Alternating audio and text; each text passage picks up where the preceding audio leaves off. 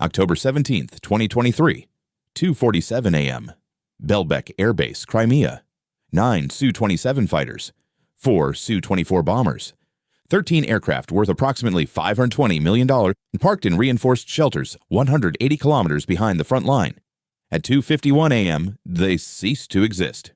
4 minutes, 13 aircraft, one weapon system that, officially, Ukraine wasn't supposed to have yet. But the real story of what happened that night isn't about the missiles. This is Military Report, where we analyze the battles that change wars. ATACMS, Army Tactical Missile System. Range, 300 kilometers. Warhead, 500 pounds. Cluster submunitions, 950 M74 bomblets per missile. The weapon Ukraine requested for 18 months. The weapon the United States refused to provide because of escalation concerns, until they didn't. September 2023. Unconfirmed reports suggest ATACMS delivery to Ukraine. U.S. Officials neither confirm nor deny. Standard protocol for sensitive weapons transfers. Ukrainian officials stay silent. Russian Ministry of Defense dismisses the reports as psychological operations. October 17, 2023. The silence ends. 3 questions. We'll answer them at the end. Why did the United States finally approve ATACMS after 18 months of refusal? What made Crimean airbases vulnerable despite being 180 kilometers from the front? And the critical one, why did this single strike change Russian air operations more than 6 months of previous Ukrainian attacks combined? The official version focuses on weapon capability, long range, precision, devastating, true, but incomplete, because the decision to strike these specific targets on this specific night wasn't about the missiles Ukraine finally received. It was about what Russia didn't know Ukraine had been tracking for 11 weeks. Let's start with what everyone saw. October 17, 2023, 2:51 a.m. Belbek Air Base. First impact, ATACMS missile. Cluster warhead disperses 950 submunitions across the airfield. Hardened aircraft shelters designed to withstand 500-pound bombs fail against saturation bombardment. Multiple submunitions penetrate shelter roofs. Secondary explosions follow as aircraft fuel and ordnance detonate. 2:53 a.m. Sortie Air Base, 60 kilometers southwest. Second strike. Same pattern. 4 missiles. 3,800 submunitions blanket the facility. Aircraft parked in revetments take direct hits. Fuel storage areas ignite. The entire base transforms into a fireball visible from space. 2:56 a.m. Dzhankoy Air Base, northern Crimea. Third strike. 3 missiles. Targeting not aircraft but air defense systems. S-400 radar installations. Command and control nodes. The systems designed to protect Crimea from exactly this type of attack. Destroyed before they can respond. Total elapsed time, 5 minutes. 7 ATACMS missiles. Estimated damage, 1317 aircraft destroyed. 2331 damaged. Multiple air defense systems offline. 3 major air bases temporarily non-operational. Russian Ministry of Defense acknowledges minor damage from debris. Ukrainian sources claim complete destruction of strategic targets. Western satellite imagery released 36 hours later shows the truth somewhere between but closer to Ukrainian claims. But here's what matters. This wasn't the first Ukrainian strike on Crimean air bases. It was the 7th in 8 months. August 9, 2022. Sortie Air Base. Explosions destroy 8 aircraft. Ukraine doesn't claim responsibility. Russia calls it accidental detonation. May 13, 2023. Belbek Air Base. Drone strike damages 2 Su-27s. Minimal impact. July 22, 2023. Sevastopol area. Multiple drone attacks. Air defenses intercept most. Limited damage. Previous strikes nuisance. Propaganda value. Tactical annoyance. October 17th strike. Strategic degradation. What changed wasn't just the weapon. It was everything else. Stay with me. What happens in the next section explains why Russia's entire Crimean air defense strategy collapsed in 5 minutes. But the reason isn't firepower. This is Military Report. Real tactics. Real consequences. Let's talk about what ATACMS actually is. Developed in the 1980s.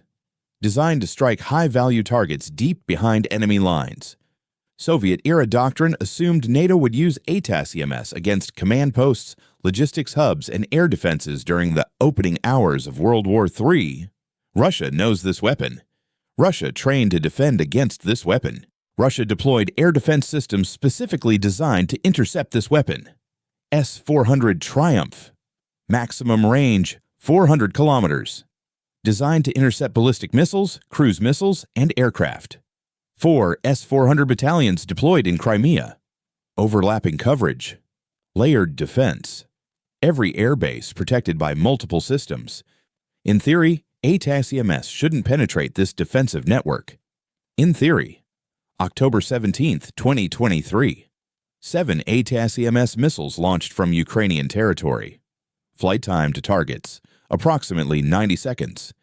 S-400 systems detect launches immediately. Standard engagement protocol activates. Except the S-400s don't fire. Not because they malfunction, not because operators hesitate. They don't fire because they can't acquire targets. ATACMS missiles follow depressed trajectories, lower altitude than typical ballistic missiles, faster than cruise missiles. The S-400's engagement envelope exists, but the window is narrow. Very narrow. Seconds, not minutes. Russian air defense doctrine assumes early warning. Radar detection at maximum range. Multiple engagement opportunities. Time to assess, prioritize, engage. ATACMS compressed that timeline to nothing. Launch detection, 90 seconds to impact. Target acquisition, 60 seconds. Engagement authorization, 45 seconds. Missile lock and firing solution, 30 seconds. Except authorization protocols require confirmation from Air Defense Command. Confirmation requires identifying the threat. Identifying the threat requires radar operators to classify an incoming missile type they've never actually engaged in combat conditions. By the time Russian Air Defense Command authorizes engagement, ATACMS missiles are 15 seconds from impact. Too late. But wait. Russia knew Ukraine might receive ATACMS. They had months to prepare. Adjust protocols. Pre-authorize engagement of ballistic missile signatures. Why didn't they? Which factor was more decisive? A. ATACMS. Speed B. Russian command delays. C. Ukrainian deception operations.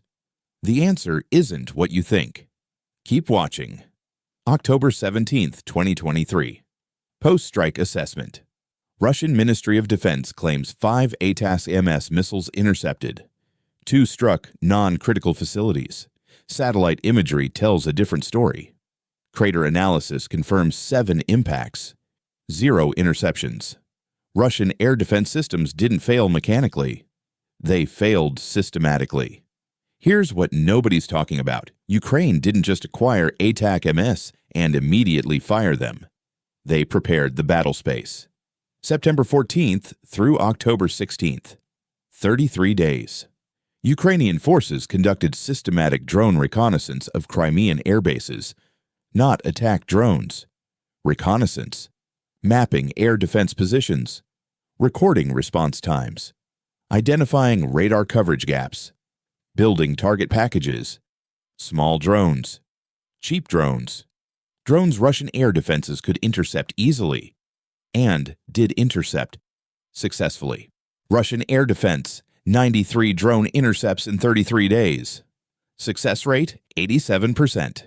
Conclusion, air defense network functioning optimally. Except Ukraine wasn't testing air defense interception capability. They were testing response protocols. How long between detection and engagement authorization? Which sectors respond fastest? Which commanders are more aggressive? Which are more cautious? Every intercepted drone provided data. Every successful air defense engagement revealed the system's patterns. By October 16th, Ukrainian intelligence had complete profiles of Crimean air defense response characteristics, not just where the S-400s were positioned, how they operated, how commanders made decisions, how long those decisions took. ATACMS didn't defeat Russian air defenses through superior technology. ATACMS exploited a completely mapped defensive network's operational patterns. October 17th, 2:51 a.m. 7 ATACMS missiles, but they didn't all target airbases simultaneously. First missile, Jankoi, 2:51 a.m. Targets S-400 radar installation. Russian air defense network detects launch. Begins engagement protocols. Focuses on Jankoi sector. Second and third missiles, Belbek, 2:51:30 a.m. Launched while Russian Air Defense Command is authorizing engagement in Jankoi sector. Different trajectory. Different sector. Requires separate authorization. Fourth through seventh missiles, Saki, 2:52 a.m.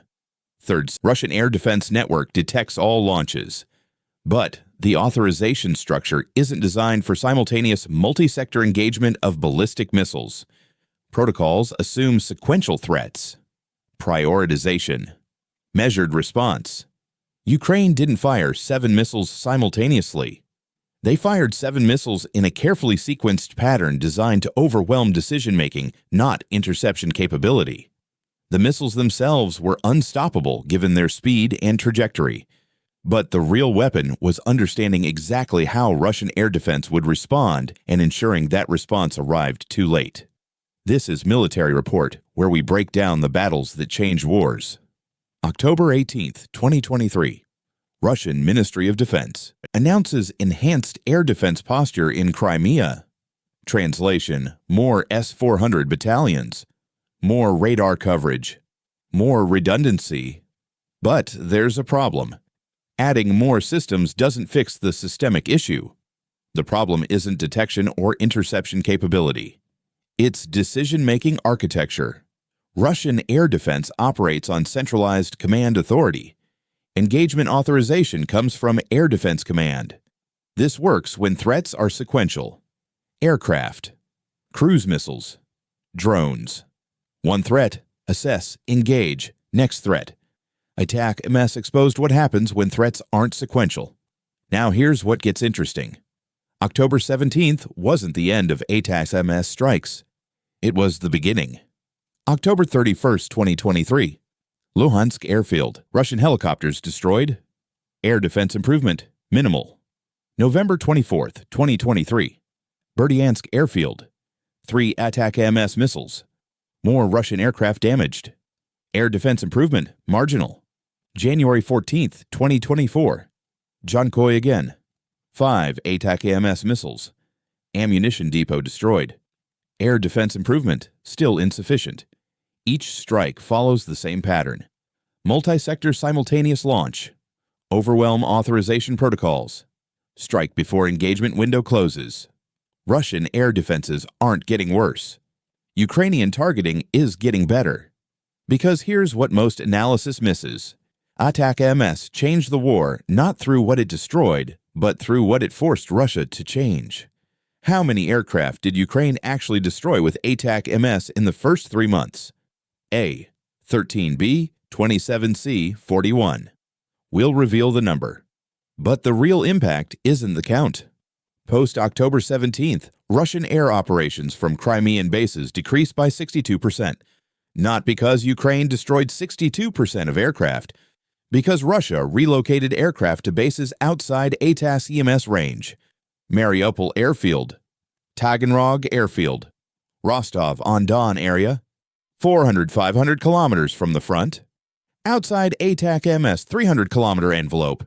Russian aircraft now operate from bases 400-plus kilometers from Ukrainian targets. Flight time to front line increases by 18-25 minutes. Fuel consumption increases by 40%. Sortie rates decrease by 35%. Operational availability decreases significantly. Ukraine didn't destroy Russia's air force. Ukraine pushed it 400 kilometers backward. And the cost of that displacement is cumulative. Every day. Every sortie. Less fuel for weapons. Less time over target. more wear on aircraft, higher maintenance requirements, lower operational tempo. Strategic impact compounds over months. But here's the trade-off nobody discusses. ATACMS inventory is finite. United States delivered approximately 50 ATACMS missiles to Ukraine in late 2023. Each missile costs $1.5 million. Each strike uses 3 7 missiles. Total strikes possible, 7/16 major operations. Ukraine can't use ATACMS casually. Every missile must count. Target selection becomes critical. Strike timing becomes critical. Battlefield shaping becomes critical. This isn't artillery. This is strategic resource management. October through January, Ukraine conducted 7 confirmed ATACMS strikes. Approximately 35-40 missiles expended. Remaining inventory, 10-15 missiles. Each strike must achieve disproportionate impact, not just tactical damage. Strategic effect. And that's exactly what Ukraine achieved. Better approach: destroy more aircraft with more strikes, or force operational changes with fewer strikes. Comment your answer.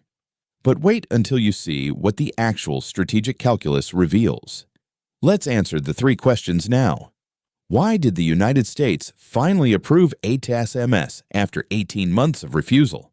The official reason: Ukrainian counteroffensive stalled. Needed capability boost. Improved battlefield position. The real reason: United States assessed Russia's air defense network was vulnerable to ATACMS specifically because of how centralized authorization protocols functioned. It wasn't about giving Ukraine a wonder weapon. It was about exploiting a known systemic weakness in Russian air defense doctrine that American intelligence had identified. What made Crimean airbases vulnerable despite being 180 kilometers from the front?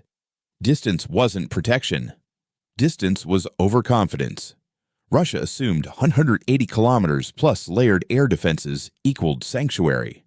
They positioned high-value aircraft in Crimea specifically because it felt safe. Concentrated air power in secure rear areas. Created target-rich environments. Ukraine didn't have to hunt for dispersed targets. Russia concentrated them. And the critical question: why did this single strike change Russian air operations more than 6 months of previous Ukrainian attacks combined? Because previous attacks were tactical. October 17th was systemic. Drone strikes damaged aircraft. Annoying. Replaceable. ATACMS didn't just damage aircraft. It demonstrated that nowhere in Crimea was safe. That Russian air defense couldn't protect strategic assets from ballistic missile attack. That Ukraine could strike at will with weapons Russia couldn't effectively intercept. October 17th didn't destroy Russia's air capability. It destroyed Russia's assumption of Crimean sanctuary. After October 17th, Russia couldn't operate aircraft from Crimea without accepting unacceptable risk. So they didn't. The quiz answer: how many aircraft did Ukraine destroy with ATACMS in 3 months? Confirmed destroyed, approximately 1823 aircraft. Damaged, 3540 aircraft. But aircraft relocated outside ATACMS range, over 120. Ukraine destroyed 23. Russia removed 120. The real victory wasn't the destroyed aircraft. It was the 100-plus aircraft Russia pulled out of effective operational range. This is Military Report. Subscribe to Military Report. Because preparation defeats improvisation. October 17, 2023 through March 2024. Ukrainian ATACMS strikes 7 major operations. Missiles expended 40-45. Aircraft destroyed 23. Aircraft damaged 37. Air defense systems destroyed 6. Ammunition depots destroyed 4. Russian response: relocate strategic aviation to bases 400-plus kilometers from front. Reduce sortie rates by 35%. Increase air defense density in remaining forward positions. Accept decreased operational tempo. Strategic trade-off: Russia preserves aircraft by accepting reduced effectiveness. Ukraine achieves air superiority not through destroying enemy aircraft, but through forcing enemy aircraft to operate from positions where they're less effective. Different approach, same outcome. Was the ATACMS campaign worth the limited missile inventory? Could Russia have prevented aircraft relocation? What would you have prioritized as Ukrainian commander, destroying aircraft or forcing displacement? The skies over Crimea are quieter now. Russian fighters still fly, but they launch from Rostov, from Mariupol, from Taganrog. An extra 200 kilometers. An extra 20 minutes. An extra margin where Ukrainian air defenses can engage. ATACMS didn't win air superiority through attrition. It won through displacement. The lesson is clear. Modern warfare isn't about destroying the enemy's capability. It's about making that capability too expensive to employ effectively. 13 aircraft destroyed in 4 minutes, but 100 aircraft displaced for months. That's the real math of strategic strikes. This is Military Report. Subscribe, because we break down the battles that textbooks will study for decades. Stay vigilant.